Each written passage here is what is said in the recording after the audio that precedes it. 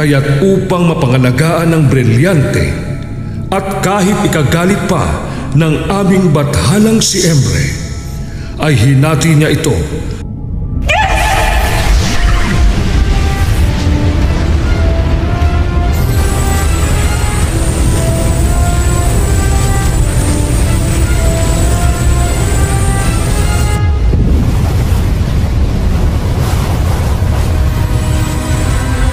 Hinati niya ito sa 4 na bahagi na sasagisag sa 4 na elemento na bumubuhay sa Encantadia.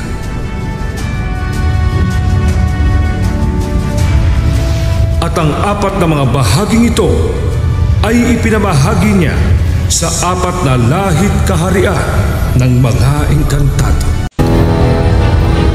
Avisala Eshmael, pagkat pinababa mo sa Encantadia ang Ifrit na amihan at Khalil, ngayon pagpalain niyo ako sa aking gagawin upang matiyak na hindi na muli pang magkakaroon ng makapangyarihang kapanalig si Hagorn.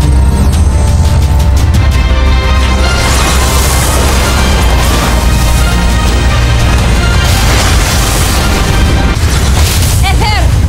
Alam kong naririto ka at batid kong nakikita mo ako. Magpakita ka! Harapin mo ako!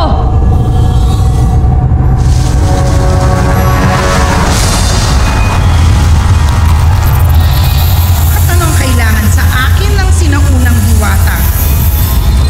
Reserva Eswea! Ibese! Tunay na mataas ang pangarap mo, Cassiopeia. Lalo't may lakas ng loob kang hamunin ang isang gaya ko. Sa akala mo ba ay matatalo mo ang isang bathaluman? At kapag matalo kita, tiyak akong maaari ko nang hilingin na mag-iisa rin akong bathaluman. Nagaya ni Emre ay mangangalaga sa mga diwata at mga kapanalig nito. Yan ay kung madadaig mo ako. Talunin mo ako at tulad ni Verena ay gagantimpalaan kita.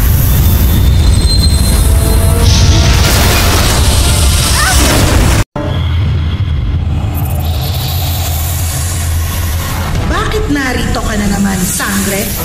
Batid ko na ang katotohanan, Bathaluman. Kilala ko na si Lyra at kung anong ginawa mo sa kanya. Pasya! Ngunit huwag ka mag-alala. Hindi ko ito sasabihin kahit kanino. At kahit sabihin mo sinong maniniwala sa'yo, lalo't wala nang nakakaalala kay Lyra. Hindi mo kailangan magalit sa akin, Bathaluman. Hindi ako naparito upang makipag-away. Nais ko lamang maging kaibigan. At bakit ako makikipagkaibigan sa anak ni Minea? Sa isang diwatang sumasamba rin kay Emre? Batid mong hindi ako tulad ng aking mga kapatid. Lalo pat kaya kong umanib sa sino mang makapagbibigay sa akin ng sapat na kapangyarihan upang labanan ang aking mga kaaway. Ang isa sa iyong mga kaaway ay aking alagad. Hindi kita tutulungan para kalabanin ang iyong ama. Kung gano'n ay tulungan mo na lamang ako at bigyan mo ako ng kapangyarihan upang labanan ang aking mga kapatid. Yun na lamang ang hihilingin ko sa iyo, Bathaluman. Bigyan mo ko ng sapat na kapangyarihan upang labanan sina Amihan at Danaya.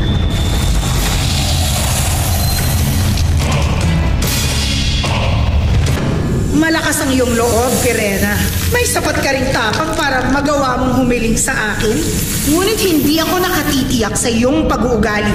Lalo't batid kong kaya mong magtaksil kahit kanino. Kaya maaari mo rin akong kalabanin. Pinapangako kung hindi kita kakalabanin. Kahit na anong mangyari, hindi ko ito gagawin. At ang iyong ama, si Hagorn? Tanging ang aking mga kapatid lamang ang aking kakalabanin. Pinapangako ko yan.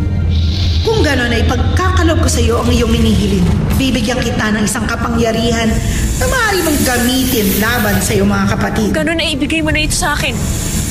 Ngunit may hihilingin akong kapalit. Ano yun? Ang iyong buhay sakaling sumira ka sa ating usapan. Buhay na kukunin ko sakaling kalabanin mo ako at ang iyong ama. Buhay mo na sisingilin ko sakaling sumira ka sa ating kasunduan. O ano, Verena? Papayag ka ba? O ano, Verena? Pumapayag ka na ba? O natatakot ka na? Mahihina talaga ang mga sangre. Makalis ka na kung ganon. Pumayag na ako sa iyong nais alang-alang sa kapangyarihang ipagkakaloob mo sa akin. Kaya't ibigay mo na sa akin ang aking nais.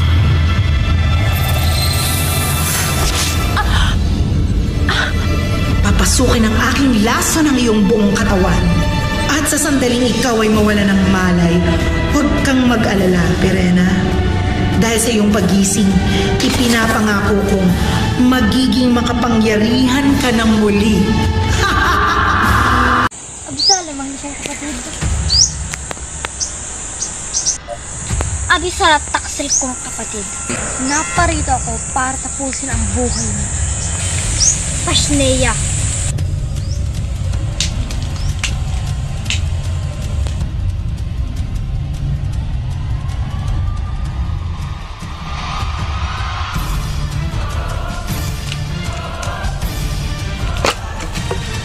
Alam mo yung sisindak mo sa inyong brilyan?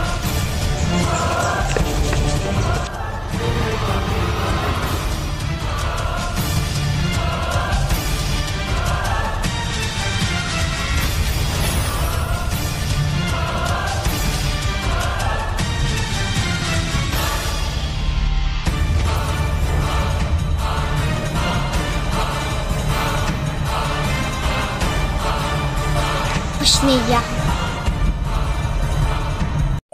Amihan, nararamdaman ko na nandito ka na. Abisala sa peking hari ng Encantadia. Ang tatapang-tapangan ka na naman, Amihan, gaya ng iyong ama. Nagpapatawa ka ba, Amihan?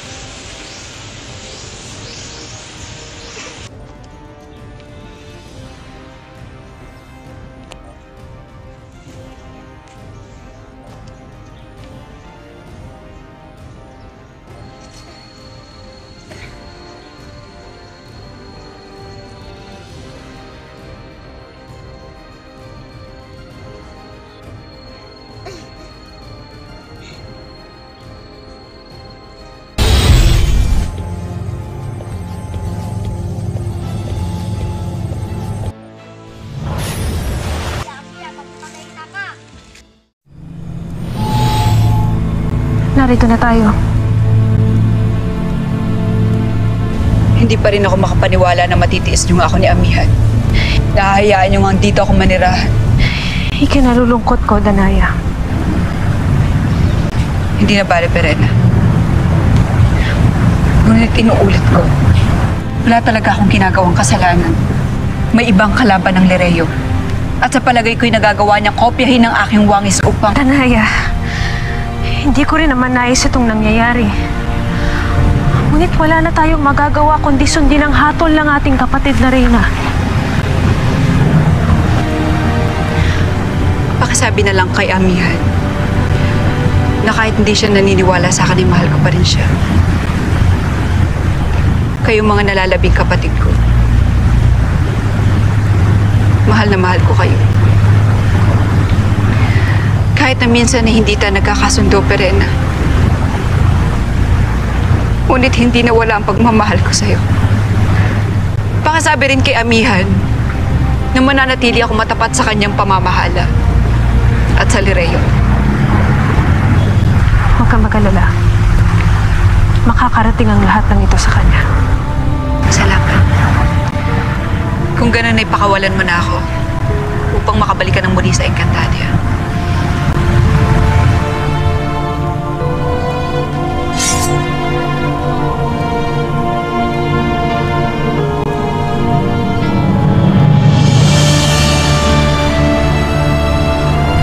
Ano ito, Pirena? Bago ko gawin yan, ibigay mo muna sa akin ang iyong brilyante.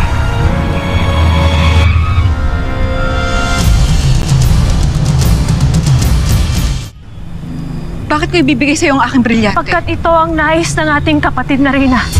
Kaya nakatuto ko ngayon sa akin. Paumanhin, Danaya.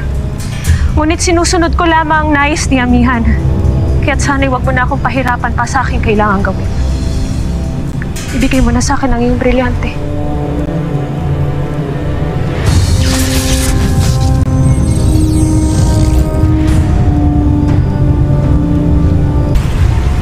ibigay mo na sa akin ang iyong brilyante.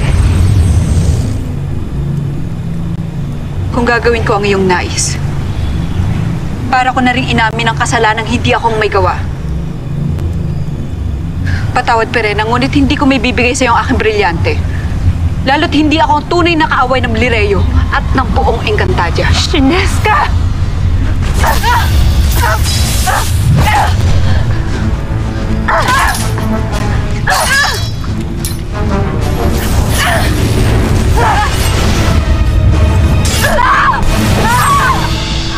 Nagawa mo ako saktan, Perena.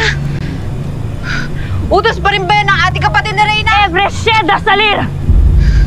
Kung hindi mo may bibigay sa akin ang iyong brilyante, mas mabuti pang paslangin na lamang kita pagkat hindi ka na maaaring mabuhay pati sa mundo ng mga tao!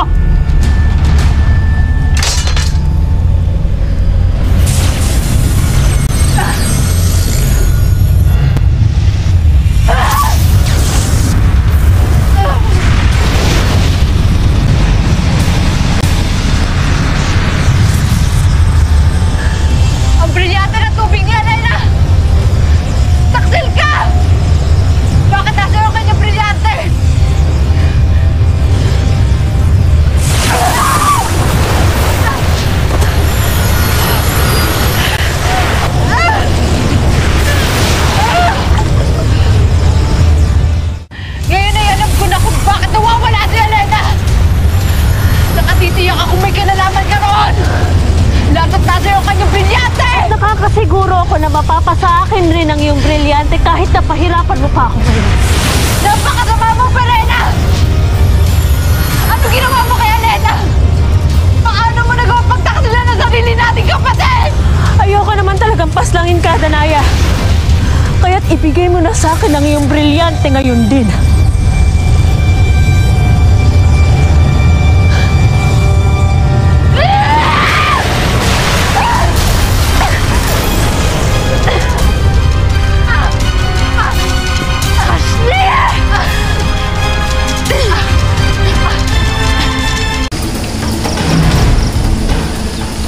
Mira! Ina?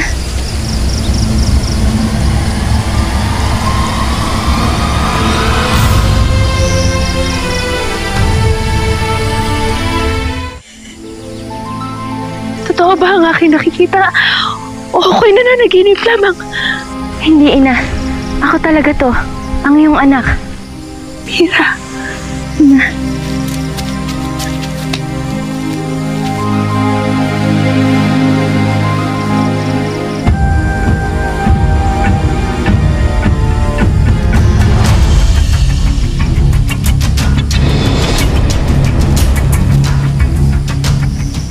Nilabanan ko ang lahat upang makarating at pabalik lamang sa inyo, Ina.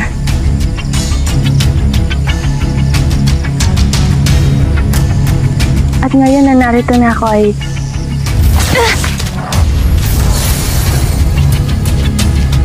Shnea, hindi mo ako maloloko, Avria. Batid kong ikaw yan. Kung ganon, gawin mo ang nais mo. Saksakin mo ako. Bakit hindi mo gawin? Sige, Perena. Saktan mo ang wangis ng iyong anak. Huwag mong gamitin ang katawan at wangis ng aking anak. Bumalik ka sa iyong tunay na anyo. Gagawin ko yan kapag patay ka na!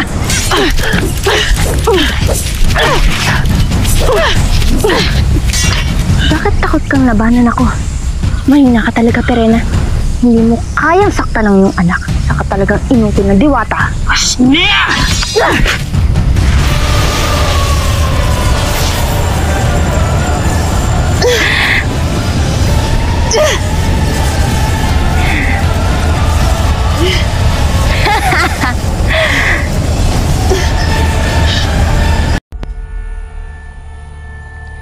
Anong mensahe ang nais na iparating ni Danaya?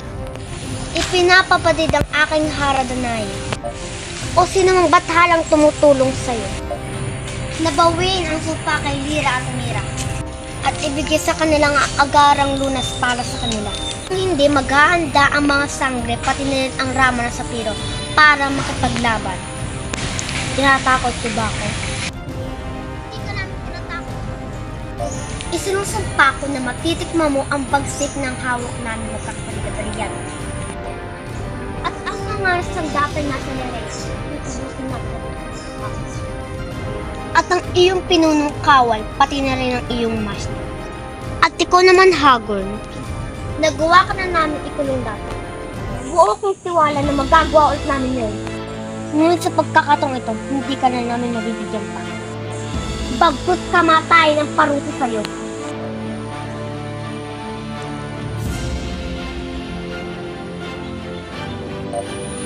Isang brilyante laban sa akin ng dalawa. Ayusin ko kayang-kayang kitang maslamin ngayon alin mo.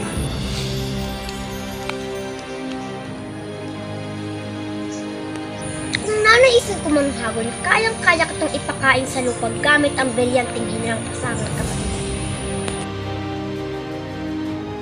Kaya subukan mo, Hagorn, na tayo magkaalam. Bibiyang kita ng hanggang bukas ng umaga para ibigay ang mga lura sa mga duwag. Abisala, Hagorn. Ikaw? Kilala kong galaw mo. Alalahanin mo.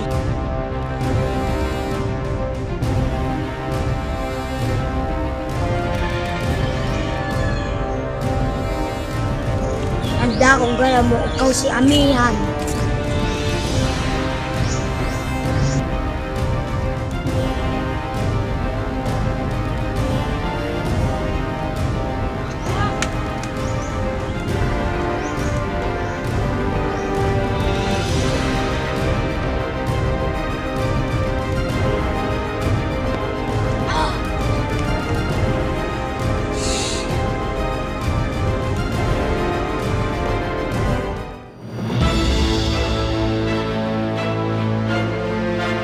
Ang mga brilyante! Ibigay mo sa akin ang mga brilyante! Mga brilyante! Bumalik kayo sa mga tunay